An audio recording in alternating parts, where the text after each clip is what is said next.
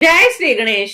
कामदेव द्वारा भगवान शिव को विचलित न कर पाना और ब्रह्मा जी द्वारा कामदेव के सहायक मारगणों की उत्पत्ति, ब्रह्मा जी का उन सब को शिव के पास भेजना और उनका वहां विफल होना, गणों सहित कामदेव का वापस अपने आश्रम को लौटना।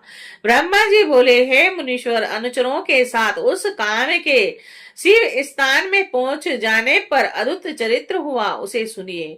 सभी लोगों को मोहित करने वाले उस महावीर काम ने वहां पहुंचकर अपना प्रभाव फैला दिया और सभी प्राणियों को मोहित कर लिया।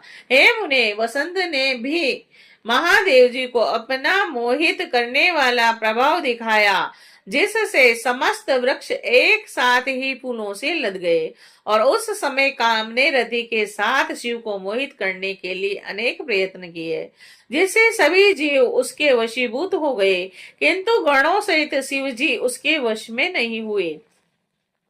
हे मुने, इस प्रकार चेष्टा करते हुए जब बसंत सहित उस काम के समस्त प्रयत्न निष्फल हो गए, तब अहंकार रहित हो गया और लौटकर अपने स्थान पर चला आया। हे मुने, उस मुझ ब्रह्मा को प्रणाम कर उदासीन तथा अभिमान रहित वह कामदेव गदगद वाणी से मुझसे कहने लगा। काम बोला, हे महान, शिव को मोहित नहीं किया जा सकता, क्योंकि वह योग प्रायण है और उन शिव को मोहित करने की शक्ति न मुझ में है और न अन्य किसी में है। हे ब्राह्मण, मैंने मित्र बसंत तथा रति के साथ उन्हें मोहित करने के अन्य उपाय किए, किंतु शिव में वे सभी निष्फल हो गए। हे ब्राह्मण, हम लोगों ने शिव जी को मोहित करने के लिए जिन उपायों को किया, उन विविध उपायों को मैं बता रहा हूँ। हे मुने, हे तात, आप सुनिए। जब शिव जी संयमित होकर समाधि लगाकर बैठे हुए थे, तब मैं मोहित करने वाली वेगवान सुगंध युक्त तथा शीतल वायु से त्रिनेत्र महादेव रुद्र को विचलित करने लगा और मैं अपने धनुष तथा पांचों पुष्प बाणों को लेकर उनके चारों ओर छूटता हुआ उनके गणों को मोहित करने लगा। उस प्रदेश में मेरे प्रवेश करते ही समस्त प्राणित मोहित हो गए, किंतु गणों सहित भगवान शिव विकार युक्त नहीं हुए। हे वीरे, जब वे प्रथम था अधिपति शिव हिमालय के शिखर पर गए, तब मैं भी वसंत और रति के साथ वहां पहुंच गया। जब वे मरु पर्वत पर और नाग केशर पर्वत पर गए, मैं भी वहां गया। जब वे कैलाश पर्वत पर गए, तब भी मैं वहां गया। जब वे किसी समय समाधि से मुक्त हो गए, तो मैंने उनके सामने दो चक्र रचे और वे दोनों चक्र स्त्री के हाव भाव युक्त दोनों कटाक्ष थे और मैंने दाम्पत्य भाव का अनुकरण करते हुए उन नीलकंठ महादेव के सामने नाना प्रकार के भाव उत्पन्न किए। पशुओं तथा पक्षियों ने भी उनके सामने स्थित होकर गणों सहित शिव को मोहित करने के लिए मोहकारी भाव प्रदर्शित किए। रसोत्सुक हुए मयूर के जोड़ों ने अनेक प्रकार की गतियों का सहारा लेकर विविध प्रकार के भाव उनके आगे पीछे प्रदर्शित किए, किंतु मेरे बाणों को कभी भी अवकाश नहीं मिला और मैं यह सत्य कह रहा हूँ, हे लोकेश, शिव जी को मोहित करने की शक्ति मुझ में नहीं है। इस बसंत ने भी उन्हें मोहित करने के लिए जो उचित उपाय किए हैं, वे महाभाग उन्हें आप सुने। मैं सत्य सत्य कह रहा हूँ, इस बसंत ने श्रेष्ठ चंपक, केसर, बाल, इलायची, कटहल, गुलाब, नाग केसर, पुन्नांग और किंशुक, केतकी, मालती, मलिका, पर्णभार एवं कुर्बक आदि पुष्पों को जहां भी शिवजी बैठे थे वहीं विकसित कर दिया। इस बसंत ने शिवजी के आश्रम में तालाब के सभी फूले हुए कमलों को मलय पवनों से यत्न पूर्वक अत्यंत सुगंधित कर दिया। सभी लताएं फूल से युक्त और अंकुर समूहों के साथ सन्निकट के वृक्षों में बड़े प्रेम से लिपट गई। सुगंधित पवनों से खिले हुए फूलों से युक्त उन वृक्षों को देखकर मुनि भी काम से वशीभूत हो गए। फिर अन्य की तो बात ही क्या है। इतना होने पर भी मैंने शंकर जी के मोहित होने का न कोई लक्षण देखा और न तो उनमें कोई काम का भाव ही उत्पन्न हुआ।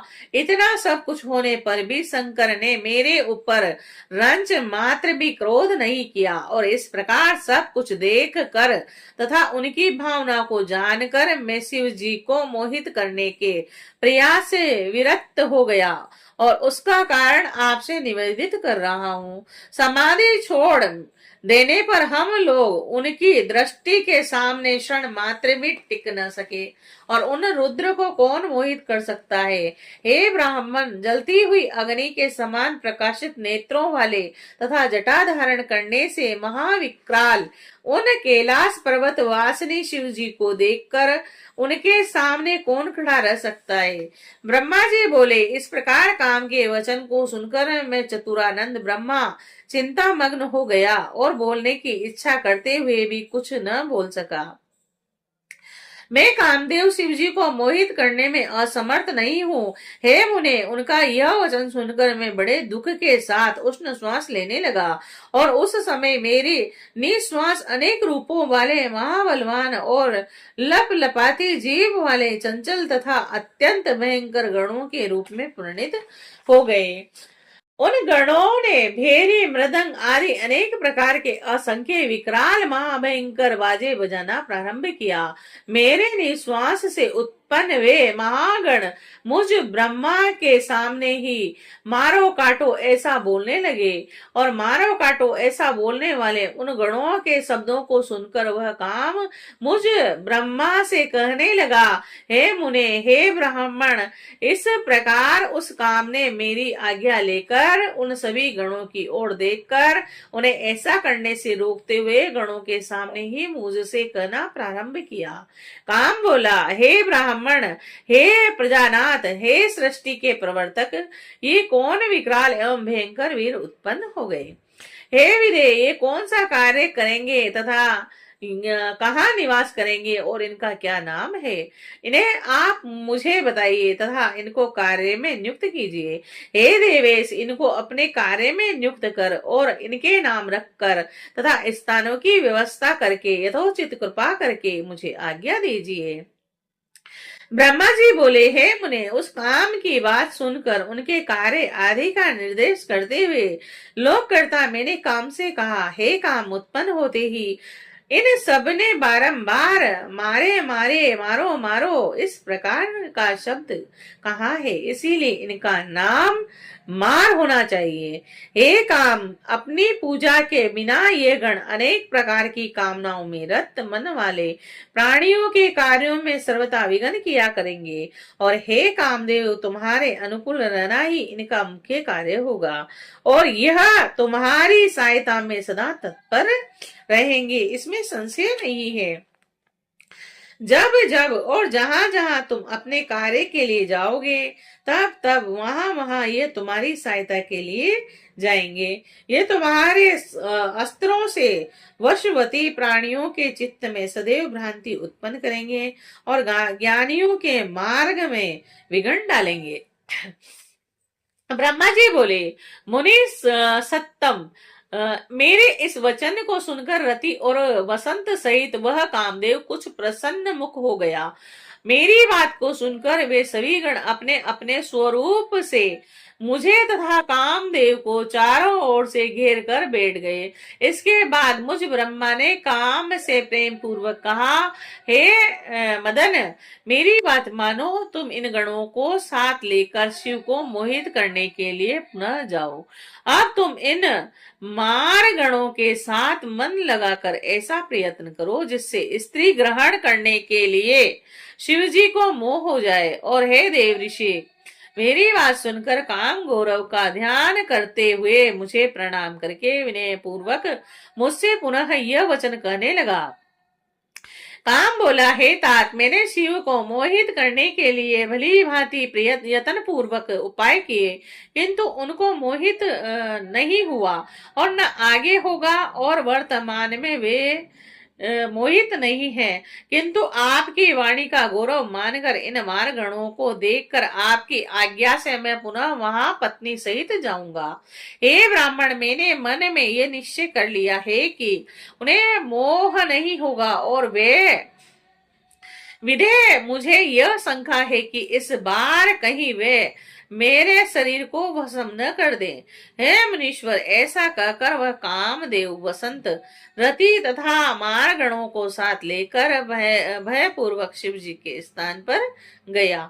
वहां जाकर कामदेव ने पहले के समान ही अपना प्रभाव दिखाया तथा वसंत ने भी अनेकों प्रकार की बुद्धि का प्रयोग करते हुए बहुत से उपाय किए। मारगणों ने भी वहां बहुत उपाय किए, किंतु परमात्मा शंकर को कुछ भी मोह न हुआ। तब वह कामदेव लौटकर पुनः मेरे पास आया। समस्त मारगण भी अभिमान रहित तथा उदास होकर मेरे सामने खड़े हो गए।